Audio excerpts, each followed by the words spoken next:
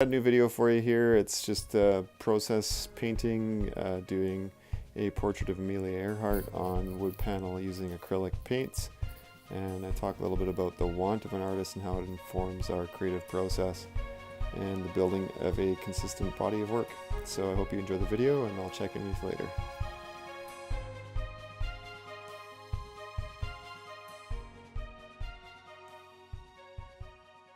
Okay, well, thanks for joining me, everybody, as you watch the process of me creating this small 8x8 painting of Amelia Earhart on a wood canvas using acrylic paint. And you'll see in the video I start by drawing and then I work into the paints. But as the video plays out, I wanted to kind of just talk a little bit about a few things. This painting was created in response to a friend, Jason Blower, asking me if I'd be interested in taking part in an art giveaway on Instagram. I decided to take part. I'm not sure when the giveaway is going to be yet, but you can keep an eye out for that on my social media, through Instagram and Facebook, and on my blog. It should be in the next month or so. There's going to be myself and a number of other artists that are going to be included in a giveaway of a piece. So that's the intention for this piece. I enjoyed making this piece. I enjoyed researching for it. There's a lot of photos on the web of Amelia. She's being a famous public figure means there's a lot of content to choose from. I ended up amalgamating a few photos and referencing the work of Phil Noto for inspiration. You can kind of see you can see here my, what do you call it? I guess my Photoshop file that I used for my inspiration on one side, so stylistic touch points, as well as my photo reference, kind of compiling everything together there. You can see on the photo that there's a grid as well, which I used to help me get the proportions correct in my drawing. Anyways, I wanted the piece to have a similar feel to the painting I did of Sir Winston Churchill. I created that a while back during a portrait painting workshop that my wife and I attended at the Paint Spot in Edmonton. With Oksana Zhelisko. I'll put a link here to her work. And yeah, it was a great class. I learned a lot, and I got kind of excited about painting portraits.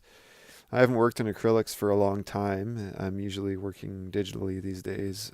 It's not a very common occurrence in my busy creative life to sit down and work on a digital painting. But every time that I get a chance to, I do enjoy myself a lot. Amelia Earhart, she is a fascinating historic figure. She's kind of intriguing to me. Like, where did she go? There's speculations whether or not she's still actually alive or didn't actually crash or whatever, disappear. The numbers and letter forms that you see in the painting, that you will see, are from, in the background of the painting, are from the wing of her Lockheed plane that she was flying when she disappeared. And the red in the painting that you'll see later touch on the colors of the Lockheed Vega B, which she had to land in Ireland after 15 hours of treacherous flight across the Atlantic. And she's got a crazy spirit of adventure, and her passion and daring brought to mind many women in my own life who take on their own storms and challenges. It made me think of my wife, my mother, my grandmothers. They're all amazing, strong, courageous women, whether battling cancer, striving to make a way in a male-dominated industry, or fighting for rights of the marginalized, caring for their families, or fighting for life through a world war, or simply dealing with the men in their lives. They're remarkable women and people, and are to be admired for sure. It's true I don't know Amelia, but the spirit of her actions should inspire us for sure. So anyways, what I really wanted to share during this video is some thoughts that I've had around the want as an artist. And what I mean by that is what is it that drives us, and ultimately how do those wants inform the creation of a style, or landing on a particular style as an artist, which then translates into a consistent body of work. So I was thinking about this, and some artists came to mind. There's a lot of examples out there. I don't know why specifically Vasily Kandinsky came to mind, but he did. He's a late 19th, early 20th century painter, a Russian, and he was interested in form and color. I'm not going to talk a lot about other artists that influenced their work. As we know, as artists, we're often influenced by other people's work, and that kind of spills into the work that we do. Um, the concept of how we are influenced by other artists is something we can go into another time. Um, but what is clear about Kandinsky is that color was of primary importance to him. His work and vision was partially responsible for a shift towards the avant-garde and towards abstraction. If you look at for example, his squares with concentric circles studies, they're just a pure experimentation regarding color and how we perceive it. His wants to explore color and form drove his process, which determined the end presentation of his work. Um, and you can see, I'll put some examples here. Uh, Very interesting stuff. And then, so you look at that, it's more of an abstract exploration of color and form. And then you go to someone like James Gurney, for example. If we look at the work of James Gurney, he's a contemporary artist who blends masterful exploration of representational use of light, form, and color with a fascination of the fantastic. His creative journey has moved toward the representational. Perhaps this is due to his education in anthropology and his desire to depict the areas of cultural historical study that interest him. Or again, perhaps it's the artists that influenced him that he was looking at that kind of pointed him towards this type of work. The point is, he had a want to create art in a specific style with specific content that related to his interests, the things that he wanted to depict. My point is that I'm unsure as an artist what my want is. These two artists ended up with a consistent body of work that has sort of garnered them acclaim and has made sort of a representation of them in the community or the culture in which they existed in, the context that they existed in. I think finding our artistic voice is tied to our want. So they wanted to explore certain things, they wanted to explore certain media or certain aspects of creation or visuals, how we see, and so that informed their work into a consistent body of work. And what they were interested in drove that. So, what we're interested in, what drives or motivates us, and what brings us joy to create, all those things are what I think our want is as artists. In my early years as an artist, this was always forefront. If I wanted to create a fun comic book character, I would. If I wanted to paint something that represented the state of my soul, I would. And then came university and graphic design. I went to university and got my degree in visual communication design. And this was shortly after getting married. And then shortly after university, we had our first baby. And then the demands of quote unquote real life came in. And by this point in time, my artistic skills were attuned specifically to make money because I had to provide for my family. And so all the skills that I'd learned through college and then through taking fine arts in college and then taking visual communication design at university were now attuned to caring for my family. The questions of how can I provide for my family became super important. Not so much the questions of how can I be fulfilled as an artist or what interests me. It's all about making other people happy and meeting the requirements of a specific project.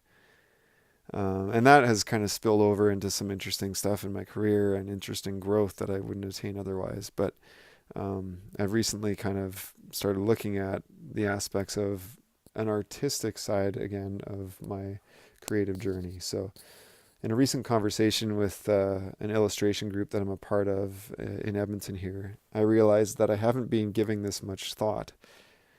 I haven't been thinking about my wants or the desires that I have as an artist. Even though I'm working on a lot of side projects, the visual art side of my creative life has, I guess, kind of atrophied. I feel, honestly. The members of the group challenged me to think about what brings me joy as a creator. What do I love doing? I honestly don't know, and it's reflected in my work. There isn't a cohesiveness to my work. I see some artists who consistently create in a certain way, and over time they build up a body of work. It's amazing to me. I feel like I don't know who I am as an artist. I feel like that aspect of a consistent body of work is out of my reach or has been. Um, what do I have to say? Like, what am I trying to create? What do I want to say, and how do I want to say it? All these questions have been swimming around in my head. Working on this painting of Amelia Earhart felt like it scratched an itch for me in relation to these questions. Similar to the piece that I did of Sir Winston Churchill at that portrait workshop that we went to. Um, as you know, I've been interested. Well, maybe you know if you've been following my journey here on YouTube. I've been interested in the human body, and more specifically lately, the human face. Portraiture feels good to me right now. It's an exploration of that I've just really enjoyed and been challenged by.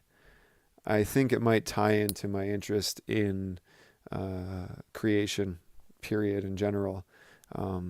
Being a believer, I tend to lean on the side of intelligent design, if you want to go that route. And the human body to me is a magnificent creation, flawed as it is at times, and but it's also just a beautiful thing. And so I think that's the thing that draws me in regards to exploring, understanding, and depicting the human figure. That tied in with the aspect of trying to sort of look at history, I guess. So like doing this piece of Amelia Earhart and that piece of Sir Winston Churchill, they came out of a little bit of, I guess, intrigue in terms of history. I was listening to a book at the time that I did the Sir Winston Churchill piece on World War II and sort of generals of that time period, and that sparked kind of an interest in me in history.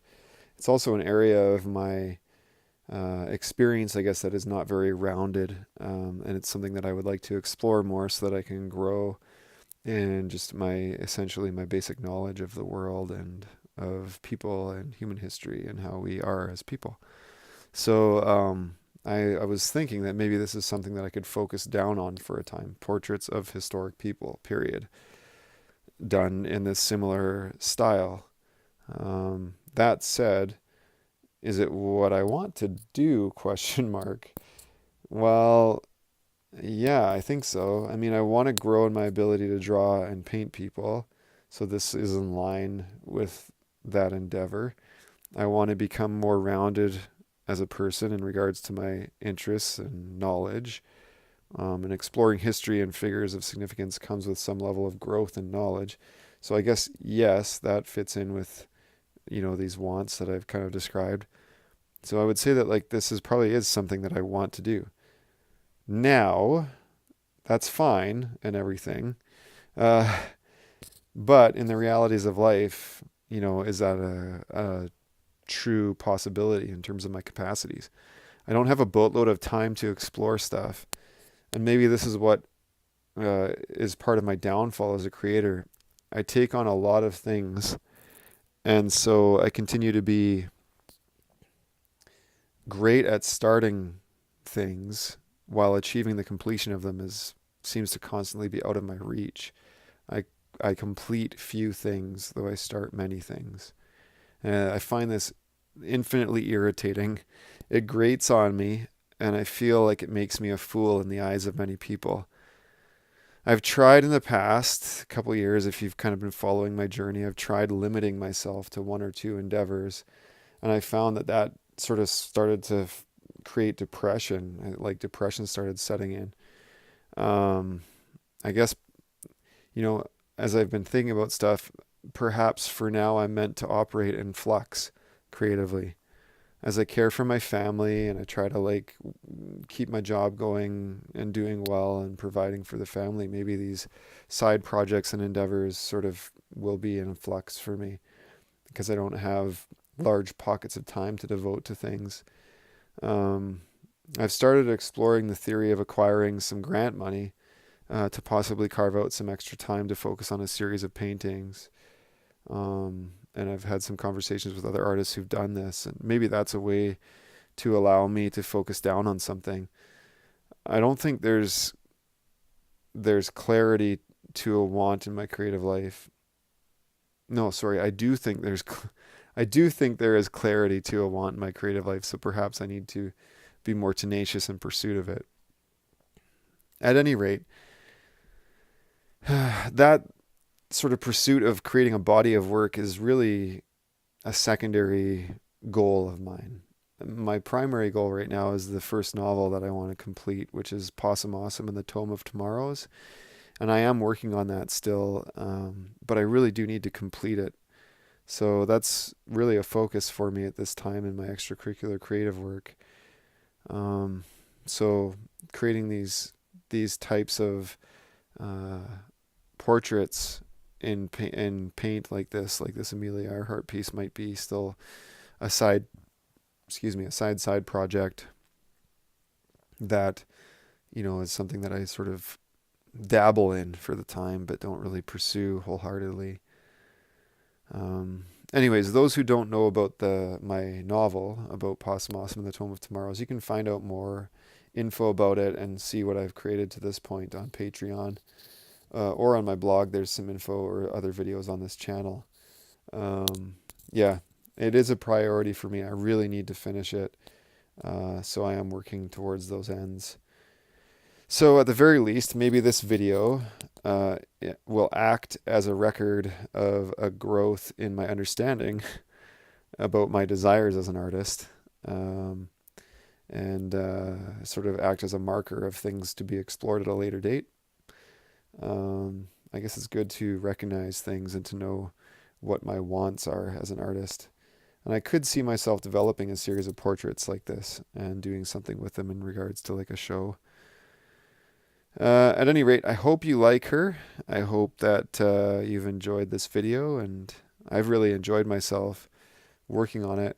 I enjoyed the process and coming to a place where I understand a desire to create more pieces like this is kind of exciting to me. I'm curious what you guys think about this portrait, and I'm curious what you think about me potentially doing more work like this. And I'm also always super curious about your own experiences as artists. Does this resonate with you? Have you struggled to find your voice and to find the time to create a consistent body of work that you can put out there and represent yourself through? I'd love to hear your thoughts. Please hit me up in the comments below or find me on social media and let's have a conversation about it. Until next time, you guys, be good to each other.